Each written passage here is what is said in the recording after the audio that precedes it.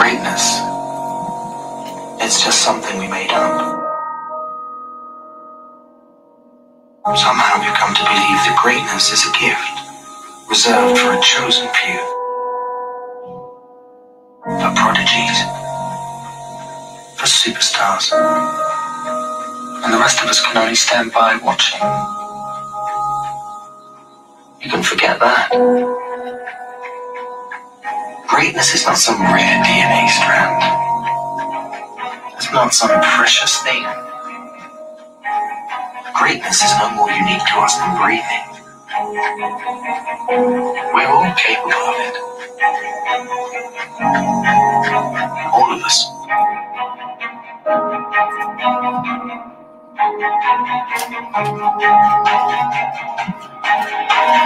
What up, what up?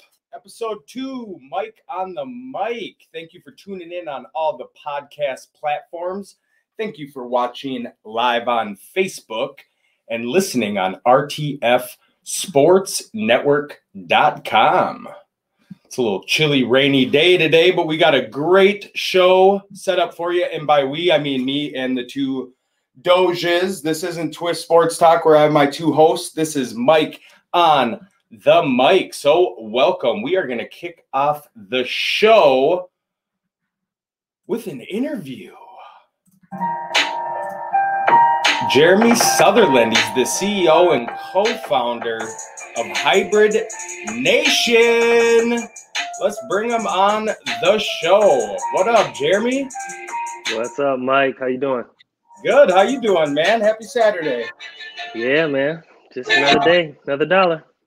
So why don't you tell everybody a little bit about, Hybrid Nation, how you guys got started, what, intrigued you to start, a clothing line? For sure.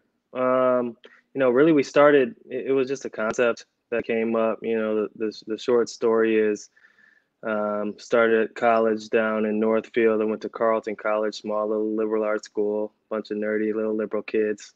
And my sophomore year roommate at the time, he came back. He was living in Denver. He came back from winter break, and he said, "Hey, man," he said, "my friend called me a hybrid," and I was like, "Okay." And he's half. His mom's white and his dad's black, and I was like, "Well, shit, I'm a hybrid too." And my mom's half Japanese, half Norwegian. My dad's black, and so we're sitting down with we're sitting in a room at 4:00 in the morning, drinking and smoking weed with a bunch of like the nerdiest, smartest kids in the world. And this girl from Pakistan, she's looking around the room, and we got the white guy and the girl from Pakistan and, me, Kellen, all these people. And she looks around, she's like, "Well, this is Hybrid Nation." And we were like blown away. I don't know if it was the weed or if it was how profound it really was, but from that second, it just clicked, and we were like, okay. Next thing you knew, we made a freaking bumper sticker, and it was like Kellen's mom made us a bumper sticker that said Hybrid Nation with a bunch of different colored smiley faces on it, right? So, the whole diversity piece, and again, it's just a socially conscious streetwear brand is what it evolved into. We were all into fashion at the time. We're all into streetwear, and we had this kind of dope name, Hybrid Nation, that we wanted to stamp on some clothes.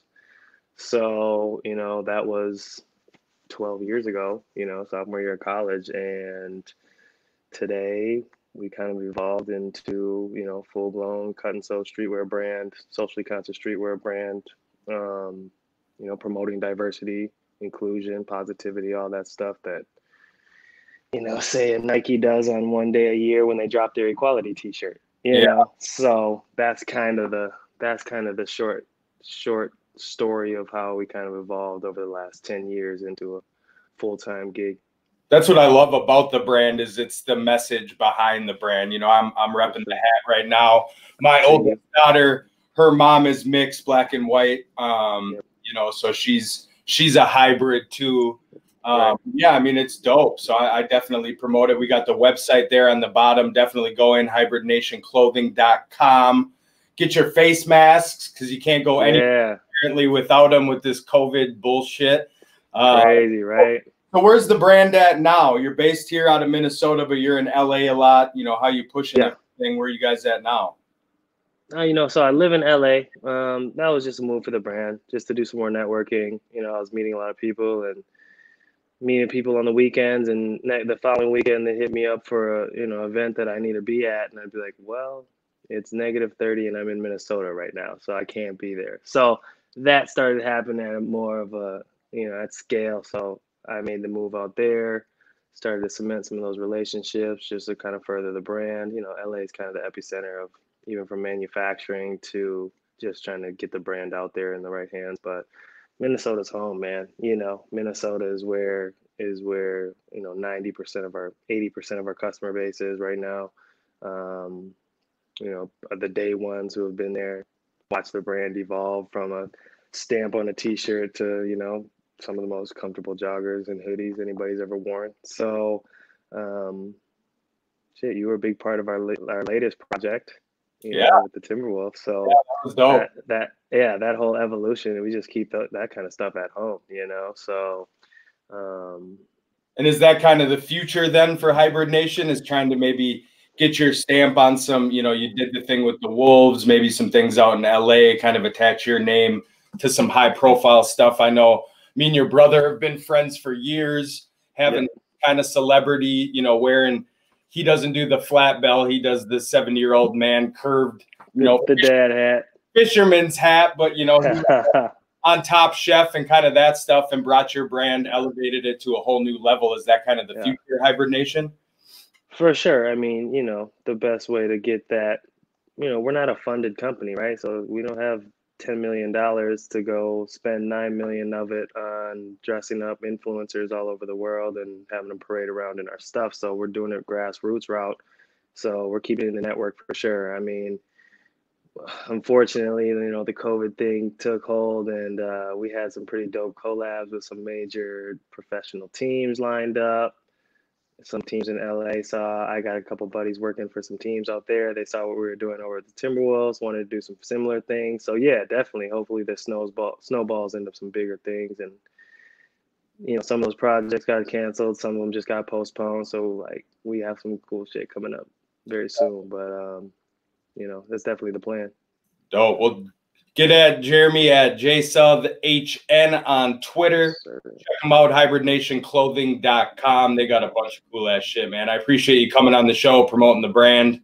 We'll talk to you here soon. Thanks, boss. Appreciate you. Yep. Take it easy. Jeremy Sutherland, y'all. All right. Let's get in on some Mike on the mic. We're going to get mic'd up. Yeah, we got some sports headline talkers to get at you. MJ a liar? Horace Grant says Michael Jordan lied in The Last Dance and calls him a little snitch bitch. Grant was unhappy with the portrayal of various players and situations throughout the documentary. Horace, shut up, man. That whole show was produced by Michael Jordan. Come on, man. ESPN TB12 documentary in the mix. Nobody cares. He's still playing. God, next, Ryan Leaf. Is he off the wagon? He was arrested yesterday on domestic battery charges. The 44-year-old is one of the biggest busts in NFL history. Second overall pick, lasted just 3 years, throwing for 14 touchdowns and 36 picks with a 4-17 record. You wonder why this dude turned to drugs. Back in 2012, he spent time in jail for felony burglary and drug possession, trying to get his hands on some pills. He did turn his life around, get sober, landed a job with ESPN last year, but apparently he's sitting in jail as we speak. Speaking of people getting in trouble, Aaron Judge's girlfriend got arrested, got pulled over in Arizona on a DUI charge, and was crying and pleading with the officers because of her boyfriend. Try again, girlfriend. Whew. Immune to COVID? South Korean immunity research holds promise for the NFL. It's happening, possibly. A South Korean study featured as the lead item on NBC's Nightly News with Lester Holt tells people who have coronavirus cannot get sick from the coronavirus again. Man, I hope this is true, because then all the NFL players can just go into a little COVID bubble and get it. That way we can 100% for sure have our season. I'm not trying to miss out on that at all. The NBA to Disney? Disney World, clear frontrunner for resumed NBA games. Disney World has been an attractive place to the NBA because of its private properties and facilities. Honestly, I don't care if they play on Mars. Let's just get it going on. NFL jersey sales were released here recently. And the top 10, I believe 9 of the top 10 were all out of Florida. Tua Tagovailoa was the top 2 jersey sales, where Brady had 5, Gronk had 2, and Joe Burrow just had 1.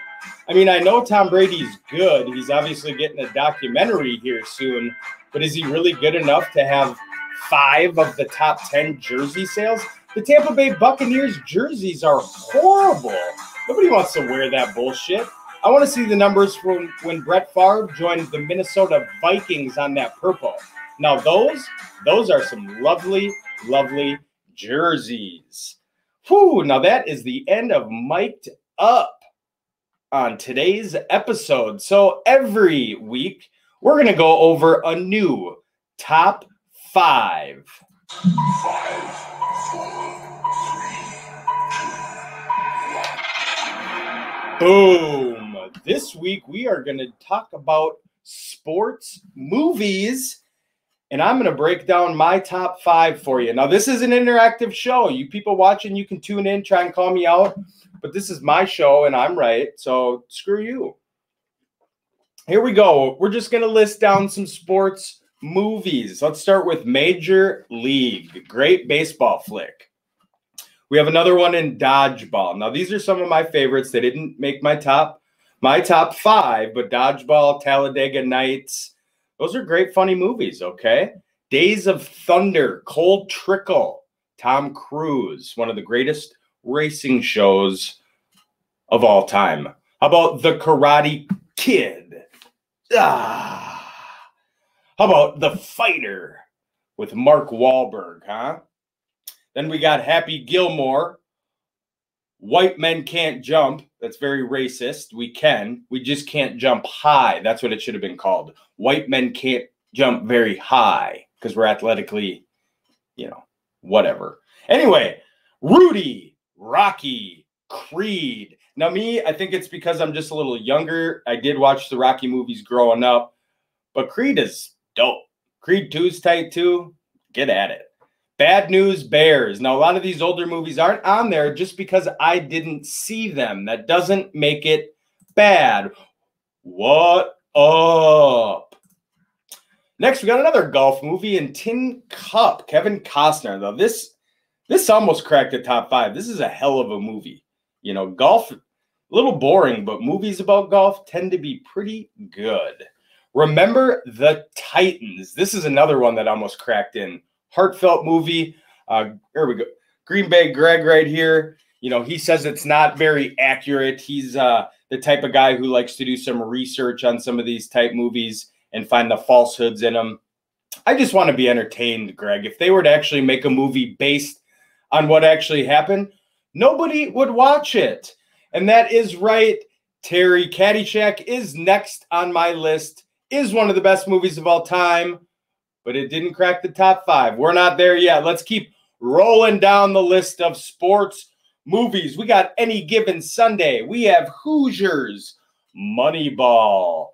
I wonder how accurate that is, GBG. Lovin' Basketball, a good portrayal between 2 lovers who go their separate ways on the basketball court, only to be reunited later on in the film. All right. Air Bud didn't make any of my lists. But what a classic movie. And they've also spun off to Air Pups and a ton of different movies. The kiddos love all the ones with the puppies. Miracle actually aired on ESPN last night.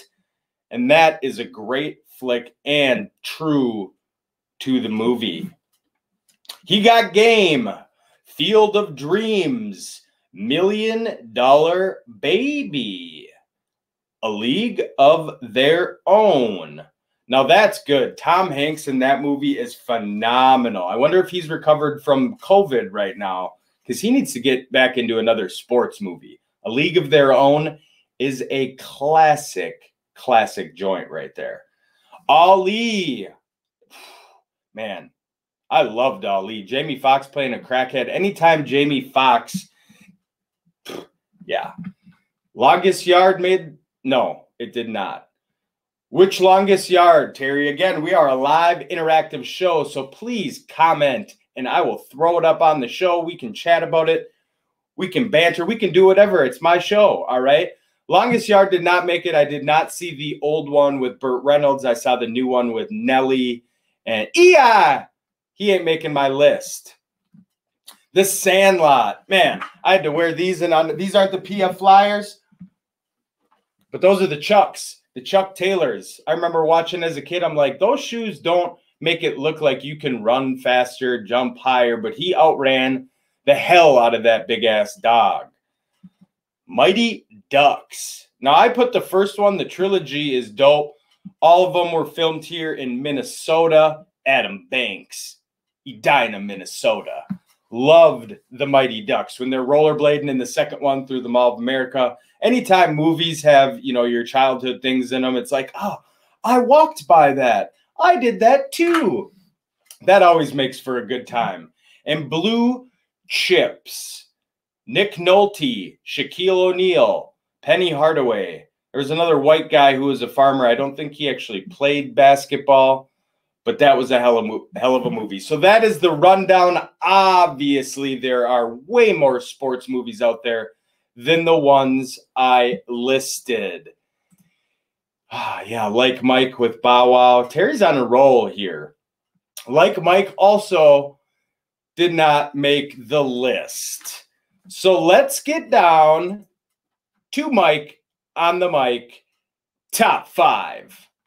Number 5. Now, I just want to say before last night, I had $1 Million Baby on this. If you've not seen $1 Million Baby with Clint Eastwood and Hilary Swank, you got to check it out. That slid down to number 6 because ESPN, yes, the 4-letter network, aired Miracle last night. I got to relive it, rewatch it, and it's a great movie. I'm not necessarily a hockey guy, but you just got to love that movie. So that came in at number 5. Number 4, I just mentioned it, Blue Chips. Man, that's a hell of a movie. I got to see that a couple months ago again. If you haven't checked that one out, that is phenomenal, and that's why it's in my top 5. Number 3, He Got Game, Denzel Washington, Ray Allen, a.k.a. Jesus Shuttlesworth, a.k.a. The Phenom, a.k.a. LeBron before LeBron. They come in at number 3 at He Got Game. Number 2 is Any Given Sunday. This, oh God, this is so good. I think this is probably the truest portrayal of players in the NFL. There's a party scene where they're just getting lit, drinking, doing some blow, doing all this stuff. But Jamie Foxx, yeah, highly rated, number 2. And number 1 is Rudy, hands down. GBG, I know it's not true. It's not to the likes of what you would like it to be, but gosh darn it, if it's not inspirational, I don't know what is. As a young lad, when I used to play football, I used to get fired up, and I used to just throw it on. So that's my top 5. We got Rudy at 1, Any Given Sunday at 2, He Got Game at 3, Blue Chips at 4, and Miracle at 5. I noticed that lately I've been drifting aimlessly.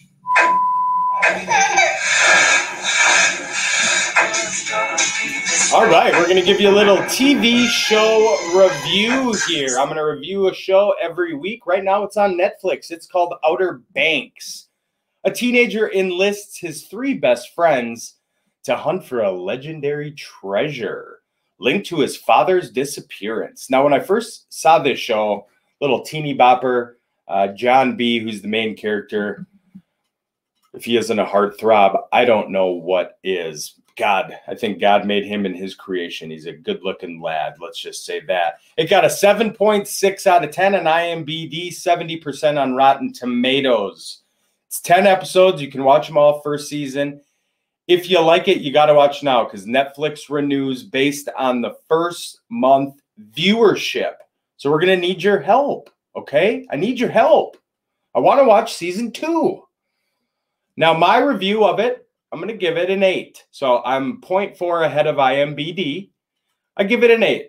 It takes about 3 episodes to really get going, but it's good, man.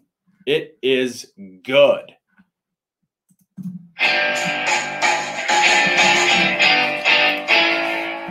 All right. It is time for a spotlight. I'm going to feature one thing every week that I want to talk about. And this week, it is the Kellogg's mashups coming out in June. They're mashing up Frosted Flakes and Fruit Loops. Now, I know what some of you guys are thinking. Why can't I just go buy Frosted Flakes and Fruit Loops and put them in a bowl together?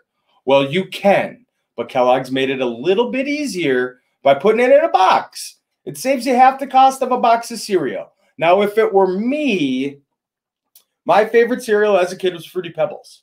It was amazing. I love it. I'm not a big cereal guy anymore. I'd rather have a piece of pizza in the morning probably than cereal. But Frosted Flakes was good as well. Fruit Loops is good. I think that's going to be a pretty good combo. But for me, mine is going to be Fruity Pebbles and Lucky Charms. A little marshmallow, little fruit. Let's just get fruity in the morning. Let's do it. Don't be scared to, okay? So that is my spotlight this week, ladies and gentlemen.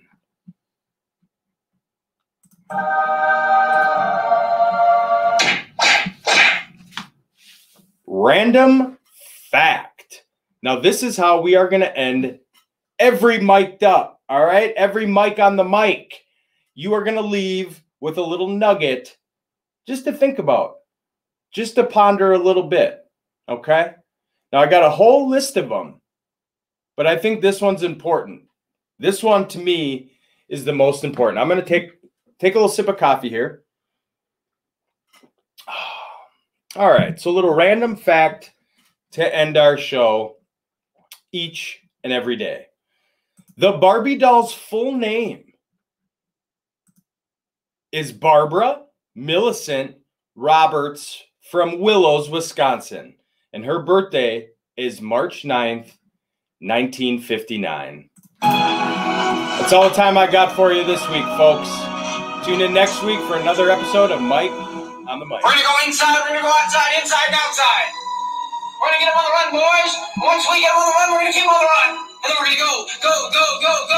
And we're not gonna stop till we get across that goal line. This is Team Big says it's good. Well, I think we're better than them. They can't lick us. What do you say, man?